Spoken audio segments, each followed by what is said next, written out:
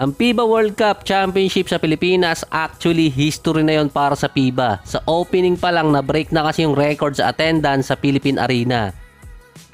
May panibago ulit kasing record doon na sa Pilipinas lang din mangyayari ulit. So sabihin na lang natin may dalawang major tournaments sa magkasunod na taon ngayon. Dati kasi every 2 years. Ang Olympics at FIBA World Cup. Sabi nga dati ni Coach Greg, ang mananalo sa basketball tournament sa Olympics, dahil nga multiple event yon, dapat tawaging Olympic champion. Ang World Cup naman, single event lang, basketball lang talaga. Kaya sila dapat ang tawaging world champion. Si Noah Lyles kasi, may mga nagtanong din sa Facebook page, ano daw ba mas gusto ng Team USA, World Cup or Olympics? So ibabalik ko na lang yung tanong na yun, hindi ko rin masagot lahat eh.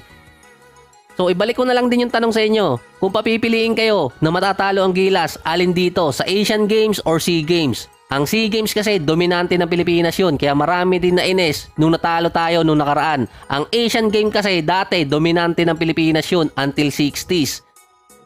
Nasa Asian Game pa noon ang Israel. Mula 1966 hanggang 1986, Israel, Korea at China yung nagpapalitan na nagcha-champion sa Asian Game. Mga 1982, inalis sa Asian Game ang Israel. Pero parang mas maaga pa yon dahil yon sa political issue. So hindi ko na lang ilalagay dito at malalayo ako. Sa Asian Game din ngayon, pinaghaharian nyo ng either China or Korea.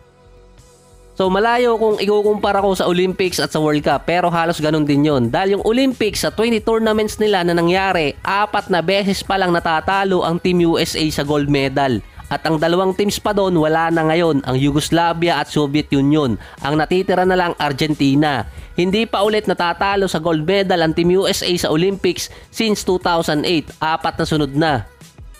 Kaya mas pipiliin ng Team USA na ipagtanggol ang rank na yon dahil nga Olympian din yung mga players, tapos yung gold medal nagagamit pa ng ibang players doon para sa greatest of all time. Sa World Cup naman, 18 tournaments, hindi kasama pa dito yung 2023 dahil nga dito pa lang sa Pilipinas mangyayari yung isang record doon. 6 pa lang ang nagcha-champion, 3 sa Latin America, 5 sa North America at 10 sa Europe. Ang Team USA may 5, ang Soviet Union may 3, ang Yugoslavia meron ding 5. Sa 3 tumalo dito sa Team USA sa Olympics, ang 3 teams din na yon ay naging world at Olympic champion. 2 teams pa lang ang nakagawa ng back-to-back, USA noong 2010 at 2014. Yung Yugoslavia kasi, wala na, nabuwag na sila. So, hindi na nila magagawa ulit yun. Sa history din ng FIBA World Cup sa Pilipinas ulit, magkakaroon ng ika-7 world champion na outside sa 6 na nag-champion na noong nakaraan. Kaya either Germany or Serbia yun. Kaya sila ang madadagdag sa listahan na nakakuha ng world champion at dito pa sa Pilipinas mangyayari yun.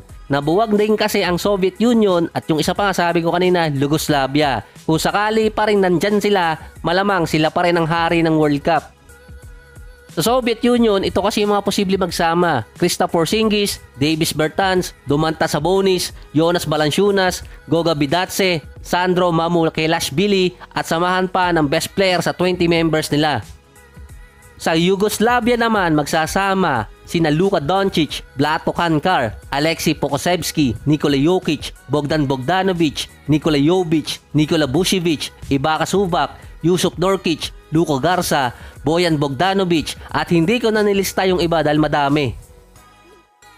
So pinaghaharian ng Team USA yung Olympics. Ang World Cup naman mostly European team. Yun nga lang, yung dalawa naghari doon, nahati pa yung mga bansa nila. So hindi ko alam kung paano tatapusin ang episode na to, kaya ganito na lang, bigla na lang mawawala.